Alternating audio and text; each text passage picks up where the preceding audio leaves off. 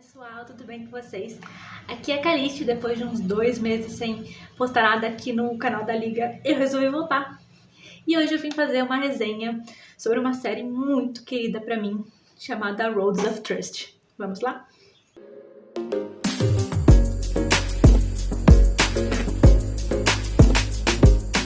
Então, primeiramente eu gostaria de dizer que eu acompanho essa história desde a criação dela lá nos distantes anos de 2012, quando ela foi postada pela primeira vez num grupo de escrita do não tão extinto Live Journal. A concepção dela veio através de uma espécie de dinâmica que estava acontecendo, onde os administradores postavam palavras ou temas e os escritores tinham que criar contos, né, baseados nisso. Se não me falha a memória, era mais ou menos isso. E o que me chamou a atenção na Rhodes, desde antes dela ter esse nome, desde quando ela era um protótipo só do que ela é hoje atualmente, é que os personagens, eles tinham muita personalidade, vamos dizer assim. Eles eram muito reais. Eles não pareciam personagens, porque a gente está acostumado a ler livros assim, pelo menos a grande maioria de livros ou até fanfics, onde um personagem ele é uma coisa de uma nota só. Ou ele é extremamente bom, ou ele é extremamente ruim. É claro que isso varia, né? Mas a gente sempre tem essa coisa assim, né? Essa dualidade entre um personagem extremamente bom, totalmente, sabe, altruísta, bondoso, enquanto o outro, principalmente nesse meio de fanfic, né? É extremamente ruim, é egoísta, é nojento. E, sabe, na Rhodes não tinha isso. O que era, pra mim, naquela época, era uma coisa, assim, até bastante nova, porque eu estava muito acostumada a ler fanfic. Então, pra mim, era uma coisa que, realmente, apesar de eu ler outros livros e tal, era uma coisa que não tinha muito. Para escritores, assim, que você tinha contato, não era uma coisa tão comum de se ter. Você tinha muitas histórias com essa coisa, né, com essa temática que é a da Rhodes, que seria um slice of life, né, um pedaço da vida, vamos contar assim, né, vamos chamar assim. E quando eu li a Rhodes, eu não vi isso, eu vi pessoas, né, eu não vi personagens. Os personagens que tinha na Rhodes eram como pessoas de verdade, tridimensionais, com qualidades, defeitos, vontades, objetivos, todos esses muito palpáveis, não era tipo uma coisa assim super maluca e tal, muito distante de uma realidade.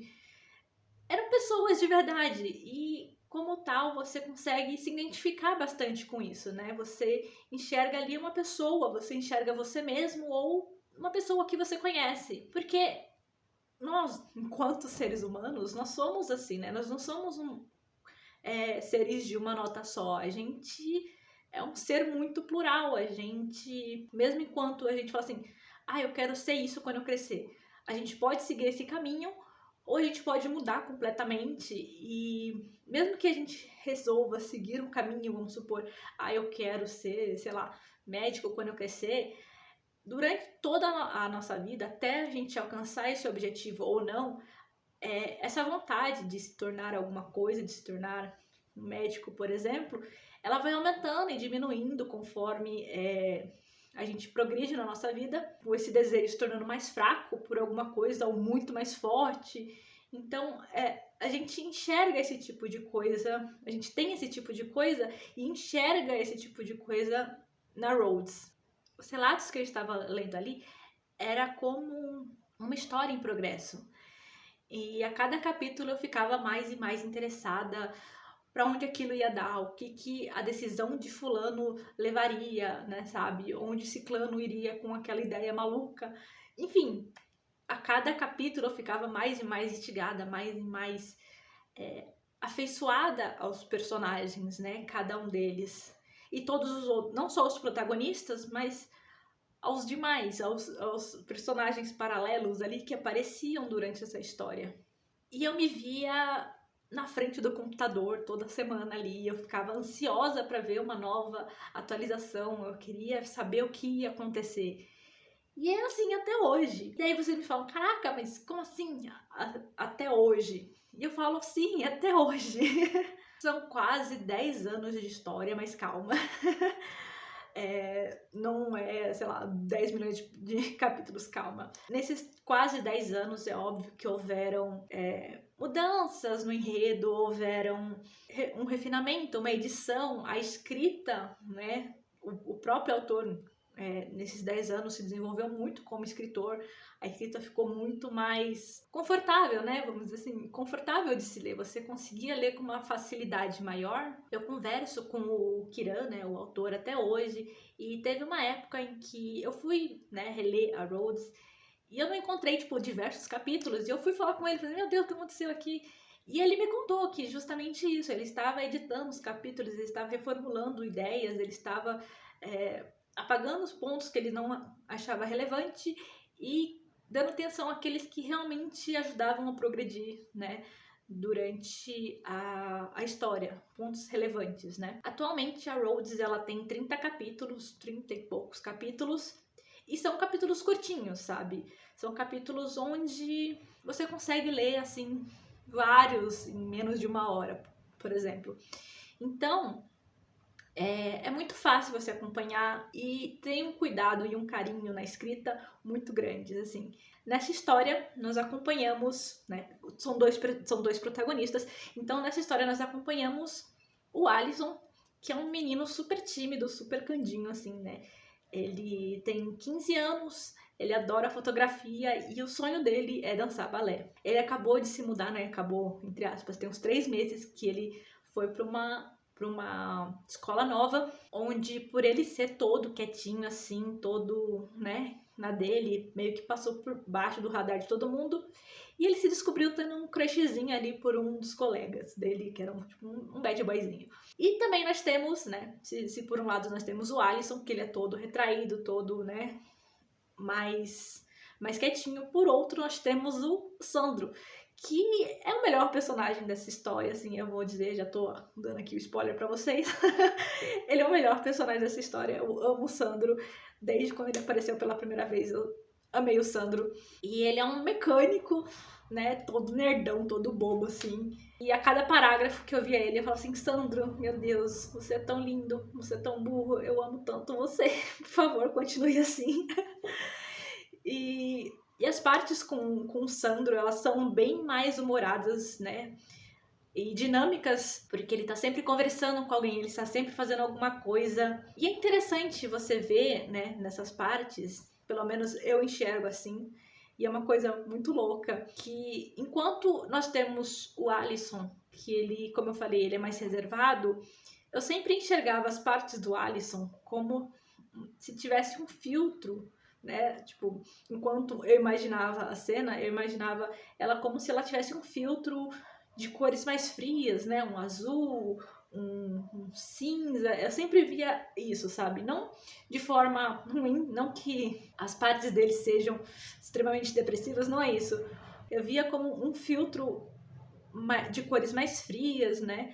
Enquanto o Sandro, as partes dele, as partes que eram focadas nele, e a história é narrada em terceira pessoa, então você tem um narrador onisciente, né, e onipresente, mas enquanto eram as partes narradas pelo Sandro, tudo me parecia muito mais quente, sabe? As cores quentes, amarelo, laranja, vermelho. Então, assim, é muito louco enquanto você está lendo algo escrito por uma mesma pessoa, você enxergar a história com nesses paralelos, sabe? Nessas coisas tão diferentes.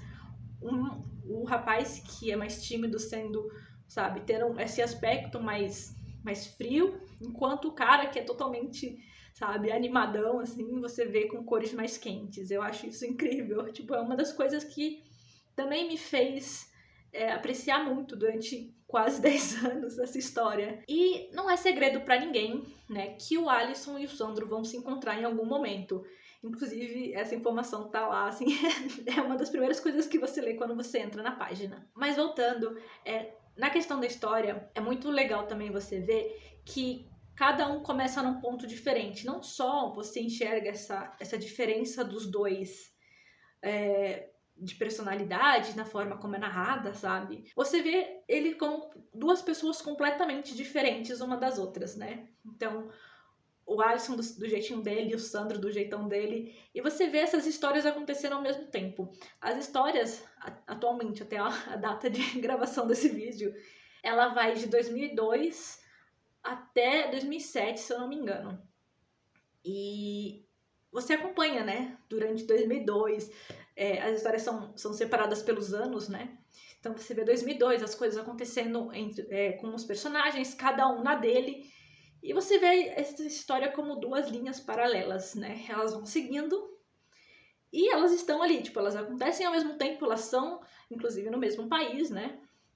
Os dois são nos Estados Unidos, só que um acontecendo aqui, o outro acontecendo aqui, e os dois acontecendo ao mesmo tempo, e você não vê como aquilo vai se encontrar até que se encontra. E é uma coisa assim, eu falo que é como se fosse as linhas, elas não se cruzam, elas se colidem, é tipo como se fossem um meteoro, dois meteoros se chocando. E é lindo, porque você enxerga finalmente aquela história que tinha esse filtro assim e aquela história que tinha esse filtro assado, finalmente se juntando e se tornando uma coisa colorida, sabe? Eu acho isso muito, muito especial, assim, muito legal. Eu não preciso dizer que eu sou totalmente, né? Eu sou muito fã, eu shippo os dois. O mais legal disso tudo é que quando eles se encontram, não é o momento final da história. Então, assim, quando eles se encontram, não sobe, sei lá, uns créditos assim falando e eles viveram felizes para sempre. Não, tem muito mais coisa acontecendo, como é a nossa vida normalmente. A gente não se encontra com alguém, né, que nós temos uma afinidade ou alguém, né, especial e a nossa vida simplesmente acaba e sobem os créditos e todo mundo vai para casa. Não. E essa história é assim, sabe? A gente continua acompanhando o Sandro e o Alisson. Outra coisa que também me chamou muita atenção nessa história foi que ela não foi escrita de uma forma linear. Por ela ser uma história contada em contos, em pequenos contos, ela foi sendo postada também de forma assim, tipo, vamos supor, tinha um acontecimento X acontecendo agora, você está lendo, acabou de ser publicado, e na outra semana, no outro dia, acontecia uma coisa Y, totalmente desconexa daquilo que você estava lendo. Então você não sabia se aquilo era para frente ou para trás.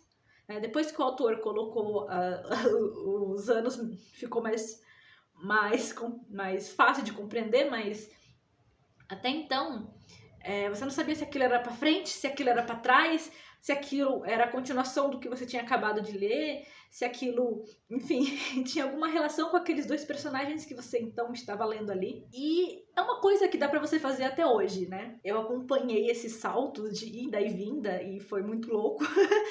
Você também pode experimentar isso começando, sei lá, do começo da história e indo pro final, ou então pegando um capítulo no meio e tentando entender, né, juntar as peças do que tá acontecendo ali. Então, assim, essa história, ela não é linear. Ela não foi escrita de uma forma linear. Você pode ler como uma história linear. Ela ainda não tem um fim, mas ela já tem um começo e um meio ali, entendeu? Então, você pode começar lendo a primeira, né, o primeiro capítulo que está postado, né, hoje, que atualmente é o Confissões.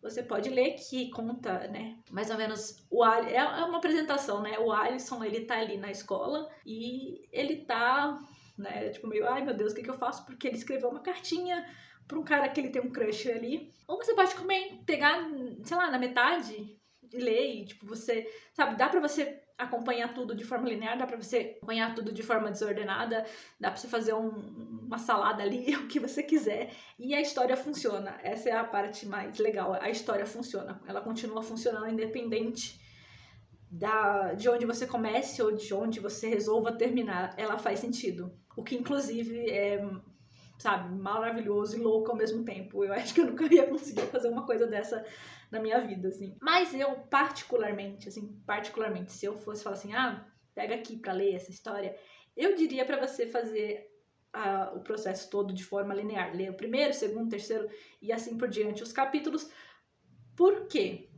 Tem muitos personagens e eu reafirmo, essa história tem personagens muito reais. Então, assim, todos os personagens que aparecem ali, mesmo aqueles mais, sabe, ali para fazer uma ceninha e nunca mais aparecer, mesmo eles têm uma relevância muito grande, eles têm um peso muito grande e uma realidade muito grande. Então, quando você lê e você vê esses personagens interagindo com os protagonistas ou entre eles, é muito satisfatório, é muito interessante e é muito legal também. Tem personagens que eles estão ali por, tipo, sei lá, 3 capítulos e você fica tipo, caraca, eu adorei esses personagens.